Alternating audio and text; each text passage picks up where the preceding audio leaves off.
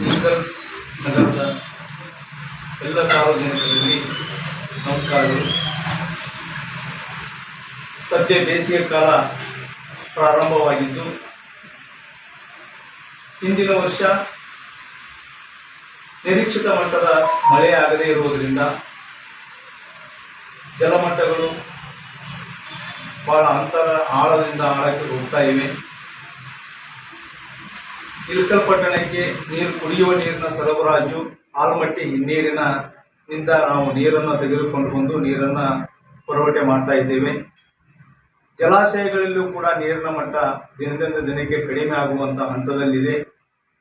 ಕಾರಣ ನಗರದ ಸಾರ್ವಜನಿಕರು ನೀರನ್ನು ಹಿತ ಮತ್ತು ಮಿತವಾಗಿ ಬಳಸಬೇಕು. ಈ ನೀರು ಜೀವಕ್ಕಿಂತ ಹೆಚ್ಚು. ಈ ಜೀವ ಉಳಿಬೇಕಂದ್ರೆ ನೀರು ಬೇಕೇ ಬೇಕು.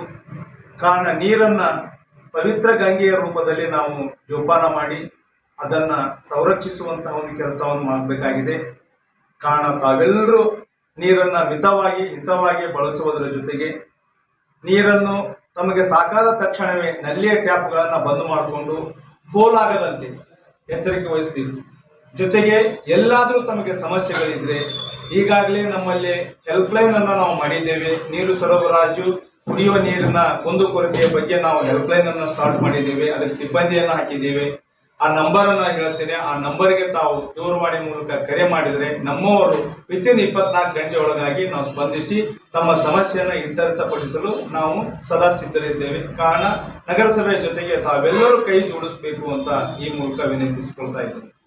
ನಮ್ಮ ನಗರಸಭೆಯ ಹೆಲ್ಪ್ಲೈನ್ ನಂಬರು 7676340994. ಈ ನಂಬರ್ಗೆ ತಾವು ಕರೆ ಮಾಡಬಹುದು. ಬೆಳಿಗ್ಗೆ 6 ಗಂಟೆಯಿಂದ ಸಂಜೆ 8 ಗಂಟೆಯವರೆಗೆ ದಯವಿಟ್ಟು ಸಹಕಾರ ಮಾಡಬೇಕಂತ ಕೇಳ್ಕೊಳ್ತಾ